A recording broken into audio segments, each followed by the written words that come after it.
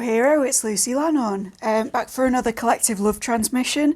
If the last one didn't hit, or if you just wanted a different perspective, this is absolutely for you. Bit strange this one, because I thought I was doing tarot today, but we're using the Fallen Angels Oracle cards for this one. If that's not your paradigm, or you feel it's a bit iffy, that's just an indication that this love transmission is not yours.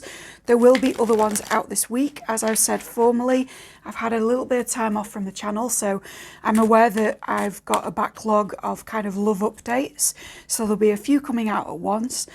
If you're not down for Fallen Angels, please check out one of the other ones. I don't work with demons or anything like that, and I think that tends to be people's bugbear with the Fallen Angel cards, but excuse me, hiccups confirmation. If this deck isn't for you, it doesn't mean that I'm not. It doesn't mean that I'm working with the devil, or well, it depends on your tradcraft perspective, but I'm not working with Satan right now. So if you do find the use of language around Fallen Angels offensive in any way, or you just don't want to be involved with that, please consider checking out a different love transmission, and staying around on my channel and sort of checking out my energy, because, you know, as much as I'm working with the Fallen Angel deck, I also work with everything else you can think of, sometimes including Mary and Jesus. So I just feel the need to say that because it's a religiously tricky deck to behold. That said, it's one of my favourites. Just look at how gorgeous this thing is. So we're going to do a collective general reading, a kind of love situation forecast thing for my general audience, or anyone who stumbles on this at the time. If you found me out of the blue, this is probably for you. If you're a subscriber to the channel, firstly, thank you. And also, this might be for you as well. But if it doesn't hit home, just know that these collective general readings are just that. They're made for a very large audience. They won't be for everybody. So any questions you still have, or anything that doesn't feel right, check out something elsewhere on the channel. In particular, I'm feeling called to say, have a look through my Lucky Dip A to Z readings, which do contain some love ones as well, and see if there's something for you in there instead. Right, all disclaimers out of the way. Can we have the message for my collective love transmission number 3? This guy wants to come out, as does this guy.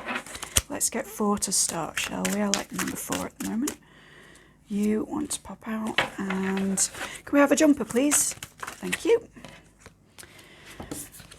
Okay, so we have, I'm going to pronounce these terribly. I apologise to anyone watching and or the Fallen, as I do. We have Avnas, Bathin, Foras, and Furfa.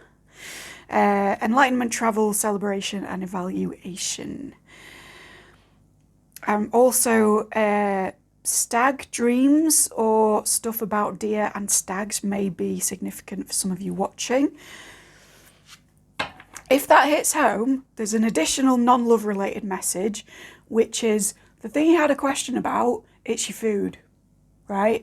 So if you've had anything from weird dreams to a suspect rash, obviously I'm not a medical professional, go see a doctor about stuff, but there's an indication here that there is a food intolerance, allergy, need for a change in diet, something like that happening if you're resonating with the imagery of the stag in some way. That was just extra stuff. All of these are wanting to come through. Please wait while I interpret the first ones, guys. I love these cards because they're very over-eager. All right, so you or them. Excuse me while I confirm. Settlement, right. That doesn't answer my question, but it does give me more, thank you. And justice. We're going to leave that one out for now. Sorry, Bottas. All right, yeah. Let's just check we're all on camera, because this is slightly new as a setup. We could stand to move this way a little bit, couldn't we? Sorry about that, guys. All right, so you or your person have taken a flight of some kind. You've recently moved in physical location, or at least like in a sort of Six of Swords sense, like intellectually leaving a situation. because of something that you felt was a danger to yourself or that your person felt was a danger to them. They're not clarifying which that is. So you take it as you see fit. I'm sensing for some of you that's because I have cross watchers. So if I'm saying you, it might refer to your person. If I'm saying your person, it might refer to you. You know, do what you need to do. This is for a large number of people, as I said. So there is a new settlement in a new place. Thank you, Chimeres. Thank you, Vine. And then we have enlightenment as a result. Just because of personal circumstances, for some of you, I'm getting you moved to a place which has religious significance or which is more in line with your paradigm or allows you to worship in a particular way. Again, this could be true of your person, if not for you. But there's like a relocation to take flight from old circumstances that were not suiting you or them. It might not be a literal danger. 4 and 5 is 9, so it may just be a need for solitude, a need to come back into kind of kingly energy with this Leonic vibe here, or a need to transfer from one part of your life to another in a ritualistic fashion because of the doorway and the liminal. But certainly there's a sense of like someone has moved away from something here in a big style. Sorry, I'm moving it back out off the camera. I suppose it's because that's less relevant now. Thank you. Yeah, there is movement that's gone on away from this, this form of circumstance, should I say, and towards some kind of enlightenment, whether that's like an atheistic realization, you know, enlightenment of a psychological nature, or a new perspective on a certain character in your life or theirs. That's up for you to decide. But for many of you, this is a literal enlightenment. This move has allowed you to step into your craft or your religious practice or whatever it is to a greater degree. In which case, you may want to look up Avnas just to see if there's any particular significance for you. You know what? Actually, no, screw that. I'm going to do it for you. One moment. I may cut this if it takes a while. What do I have all these books for if not to look up angels and demons? Where are we? AV. I'm using The Magnificent Dictionary of Angels, by the way, by Gustav Davidson. Highly recommend it in your library if you are of any kind of Judeo-Christian paradigm or adjacent. One moment. Okay, so this particular fallen angel is not in this book that I just recommended, so the recommendation may indeed be the thing you needed. I'm going to get the guidebook for this deck and just read you that excerpt because I feel like this is significant. One moment. Why do I feel like this is my magical practitioner pile? Greetings, I have returned. I am just guessing that this is like my collective love reading for my magicians, but take it as it resonates. If you're not a magician, some stuff may hit anyway. So the alternative name for Avnas is Amy, which I think is interesting. So if you are an Amy, hit me up in the comments. Hi. Element is water, planet is Mercury. The message is good fortune if only you can apply calm reflection and insight to your situation. If that is the case, love transmission number 2 may also be for you. And it says, Avnas sometimes first appears in dreams and visions as a bright pillar of flame before shifting into more conventional angelic form. His flame is the piercing light of consciousness or intelligence, and he instructs humans in all the liberal arts, but particularly in astronomy and astrology, at which he is adept. So, hello if this is my astrologer pile as well. He can reveal hidden treasures that are guarded by spirits, not only physical treasures, but more commonly philosophical and mystical ones. He also attracts allies to your cause. If you're new to the channel, that was me attracting allies, so please do ding the dong, subscribe, thank you kindly. But if not, you may be an astrologer, or it may be speaking to the nature of this transition as being kind of moving from one philosophical position to the other, being attracted to a higher mission, and therefore having to change location or intellectual affiliation. Now, I know this isn't a general reading, this is still a love reading, but I feel that whatever that is, you will know it's significant to you guys as a couple, potential couple, polycule, whatever you are, right? Situationship, that's fine too. But it's important that this movement was towards an enlightenment of some fashion. And some of the correspondences that I've looked into just there are crucial for you, even if it's just the name Amy somehow. I'm going to look up Amy just one moment to see if it's in the Fallen Angels book, because there has to be a reason that I got that out, unless it's just, hey, you should get this because it's great. Ah, we do have a meaning. All right, all my Amy's, listen up. Also, my angelic / demon workers, listen up. Once an angel of the Order of Angels and of the Order of Powers, Amy is now a great president in the lower realms. He gives perfect knowledge of astrology and the liberal arts, again, reiterated in the book, right? He hopes, so he confided to Solomon, to return to the seventh throne in 1,200 years. Those two numbers may be significant to you. Look up angel number 1200 or 7120, which, says the demonologist, I'm going to mispronounce this, Wyrus, is incredible. Amy's seal is figured in the Book of Black Magic and of Pacts, page 184. We're not going to look at the seal on this channel just because I don't want anything too wacky to happen. But if that's relevant to your personal practice, you do you, boo. I'm sure that seal is significant. Back to the main situation. Some of that may have hit home in some way. If not, and if you're just generally drawn to angels as a paradigm, this is your nod that looking into that would help this relationship. Now let's get into the rest of the reading, because that was quite the little offshoot message, was it not? Okay, so at the end of this transition, either you or them have come into some kind of celebratory period, but also one of evaluating where you were then versus where you are now. For some of you, I'm getting the movement forward out of affiliation with a certain crowd, a certain place, or a certain definition of what it is that you want from relationships, has led you to kind of want to celebrate the amount of progress that you've made, but you may be in a position where you're like, actually, I'm too new here to really celebrate or to throw myself into it. So it's almost like the victory is there because of the new place or the new path or the sort of journey towards enlightenment.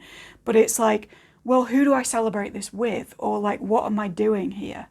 For some of you, you may not have someone specific in mind at all. And I'm just speaking to your circumstance and the fact that now you're like, this is great and I can say that I've done really well, but who do I share it with? Who do I party with now that I'm this comparative success? And it almost feels like the process is becoming a little bit empty, because there's this sense of like, okay, that's fine and dandy, and I totally fixed my life, but like, what now? Where is everyone? Or where are my potential love interests, right? So I read for some people who are in partnerships on this. I read for some extremely single Pringles and everything in between. So take what resonates and leave the rest. Then we've got choice coming in, along with respite. So Gusion or Gusion, I don't know, and Halphus together. The numbers 8 and 43 are leaping out to me, so they may be relevant as well.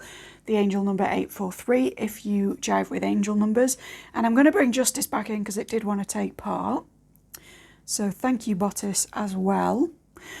I'm also feeling like there's some, again, if it's the witchcraft pile, there is some kind of Dionysian connection with you guys. Confirmation down below if I'm getting it right. Please give me positive affirmation. I'm a needy bugger, right? Okay, so you're now at a crossroads, or this person who's moved out of this is, if that's what resonates. You've had a rest, you've had a period of reflection, you've perhaps gone, that's all great and everything, but what now? And there's a sense of cosmic justice around the situation, but there's also a choice between whether you move forward in your love life in the kinds of ways that you did before, or in a new paradigm. Paradigms are leaping out to me because this is such a witchy interpretation, and because these cards wanted to take part this time. And I I think I may have used them as clarifiers on the public channel before, but never as a core reading. So you're here for a first. What do I want to say with this? With this snake figure in the background on the Justice card, ooh, yeah. You've been around some really fucking snaky people. You've been around some underhanded shit. For some of you, you've encountered stuff metaphysically that is a bit tricky, a bit underhanded, maybe even a bit demonic for some of you. Not for everybody, obviously. But it's almost like that is part of what you stepped away from. Notice that it's in this bit of the reading, but it's speaking to cards we drew over here. So this is your journey away from your past, or theirs. And this is your like, yeah, I'm just kicking back now. I'm just evaluating what's happened since. And I'm making choices about my love life going forward based on that information. I think what I'm being told to sort of transmit to you is have a rest. And if you come to the conclusion that you do want to celebrate things a bit because you've done really well, be careful that the first people you celebrate with in your new environment or your new mindset are not kind of just as snaky as those you've been around in the past in a different way. There's a real warning here about making the choice between the angels and the wolves, if you like. Not to slate wolves, because I absolutely love the animals, but just in this context, it's very much like there's a wolf at the door or a wolf in sheep's clothing. And it speaks to this serpent biblical energy of like, yeah, maybe stay away from that shit, right? What do I want to say about people coming in? Oh, two together. Okay, so we've got, again, a danger card. So be on the lookout for snake-like behaviour. But we've got it with refreshment. So again, with the very literal interpretation of you've moved on, are you now craving to party? If you're getting refreshments somewhere, perhaps with a crocodile, right? Or with someone with like an alligator jacket or big gator energy, big Tom Waits vibe, right? Then maybe make sure that you do that in a setting which doesn't put you in immediate danger. Now that danger, I don't want to scare anyone with that. It's not as simple as like make sure you don't get anything put in your drink, or make sure you don't get followed home, or don't invite someone to your house that you don't fully know or trust yet. Obviously, all those things are good things to bear in mind when we're socializing, but I actually think it's less literal than that. I think it's, don't let these kind of, this ivy looks like flowers to me, and it's growing out of the brain of the sort of fool's dog. So it's almost saying, don't let the things in your mind run away with you with new people to the extent that you perhaps give a little bit more time and energy to people who are a bit shady than you would have if you'd stayed in the mindset that made you leave in the first place. Don't let your barriers be put down, in particular with wine, because of Dionysus, or what looks to me like Dionysus. But certainly with having a few refreshments with new folk, it's all well and good. I encourage you to make friends, meet new people, go on some dates, etc. But in doing that, make sure that you don't let your guard down so much because of what you want to be true, that actually what is true is a little bit snaky, or turns out to be a bit of a jealous character, or someone that's in it for one thing, or whatever, right? If you're not meeting new people and you've come to this from a couple or a situationship, what I want to say is you've done a lot of growth, whether it's you that's done the literal movement or not. You've had a strong developmental energy. Excuse me, hiccups confirmation. You've worked on yourself a lot spiritually. And what I'm being pulled to say to you is, don't let that angelic mood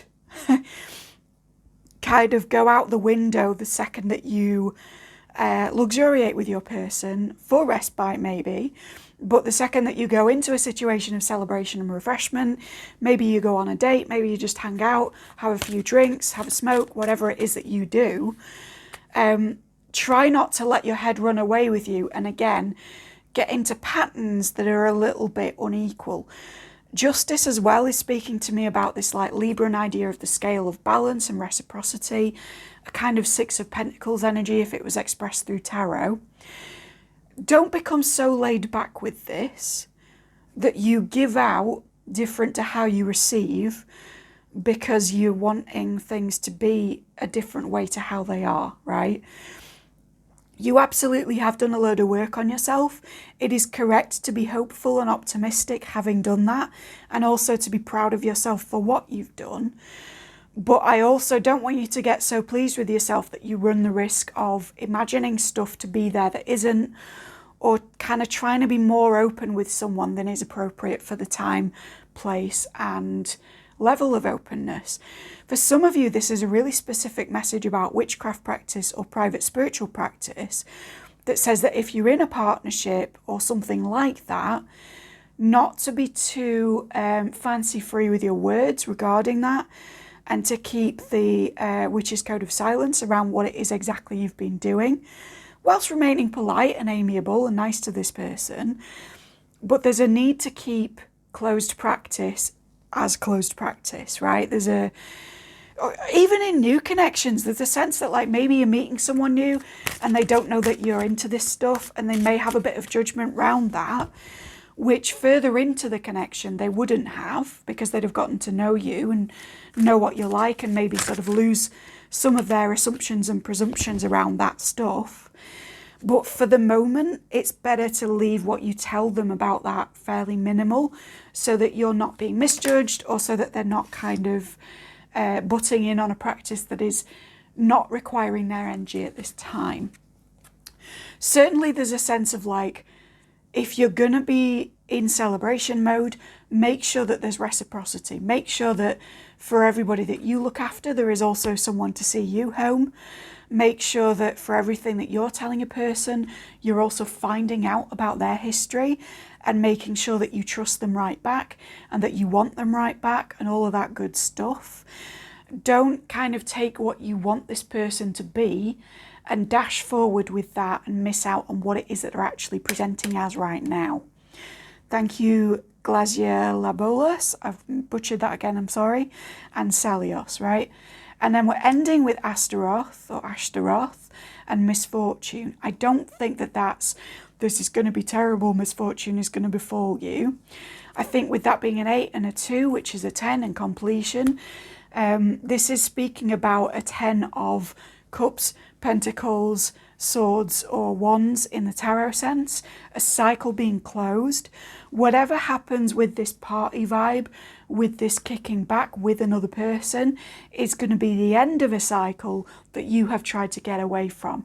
Again, whether you were the travelling party or not, you have left this shit behind in some way. The misfortune is over. We have a gravestone for it. We have a monument to it. We can lay flowers to the bits of it that we kind of wish we hadn't needed to leave behind. But all in all, there is a situation that is done and dusted over here, and there is a fledgling one trying to emerge over here. Now, it will differ based on who you are as to whether that's the person that you're celebrating with next, because some of you are going out on dates with people that you won't end up with, partly because of this kind of imagination versus reality quality, and partly because of staying away from a bit of snaky stuff.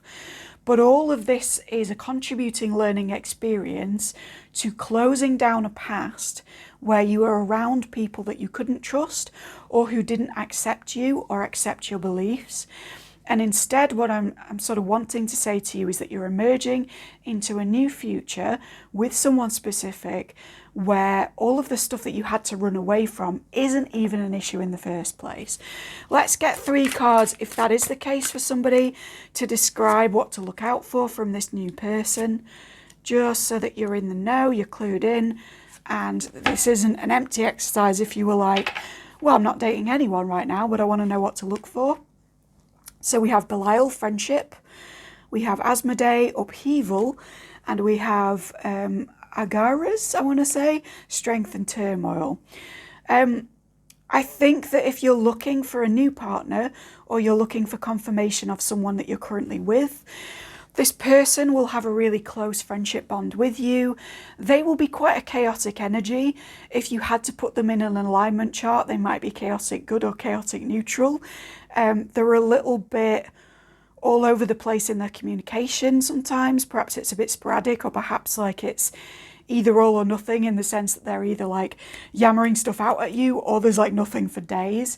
And it's something that you find endearing rather than disturbing, because if that's true, it won't hit off as an energy of disruption for you or something that's still to be healed. It will come off as like, this person's wacky, how adorable, right? It's not chaos in the chaos reigns sense. It's chaos in a, wow, what a crazy, beneficial, kind of manic pixie type energy, without any of the negative repercussions of that label.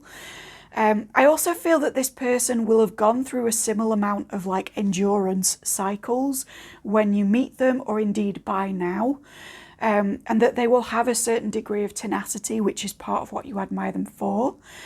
I'm seeing these as teeth, and I'm thinking of the Corinthian. So for some of you, they're a Sandman fan, or you saw the Vertigo Tarot review elsewhere on this channel, and that's how you found me. Hi. But if not, they may have a winning grin, right? One thing I will say about Corinthian, no matter what you think of the character, is that he's very dashing to look upon when he's wearing his shades, no? So there may be a quality of someone who has a winning smile, and that's what kind of drew you to them or draws you to them, or vice versa. But certainly they will be a very good friend to you. Things will move quite fast with this Chariot in the sky. I'm also pulled to say, if you are an astrologer and you hit with all the Amy stuff, this may be someone for whom the Apollo Chariot, the Sun journey, kind of as described by Liz Green, is really significant. And they may be coming to grips with their sun sign at the moment, or how their sun interacts with their other placements in an interesting way. So that could be extra confirmation for you. They may even have astrological, they may be switching paradigms from kind of Chinese astrology and looking at the dragon year to looking more at Hellenistic and tropical, and sort of going, okay, how can I relate this back to the Greek and Roman stuff? So that it may be like a cross-cultural astrological thing where you come from one area of astrology and they come from another, whether that be Chinese or Vedic or whatever. But I'm seeing that you guys hit it off. There's a real friendship there. There's a real chaotic, bombastic, fun, buddy movie kind of energy.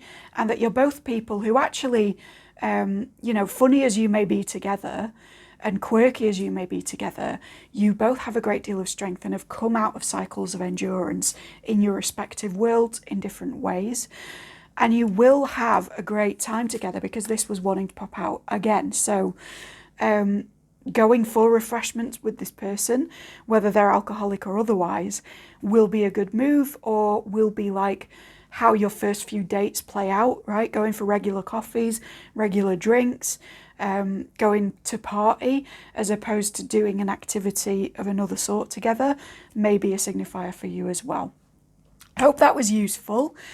Please do let me know down below how any of the more esoteric stuff of this hits, or indeed how the love stuff figures for you. But I think, that's a more straightforward interpretation, and what I'm really intrigued about is the astrology stuff. So let me know if you are an astrologer, if you're on that journey. I'm currently doing my professional qualification with that as well, so hit me up, would be nice to chat.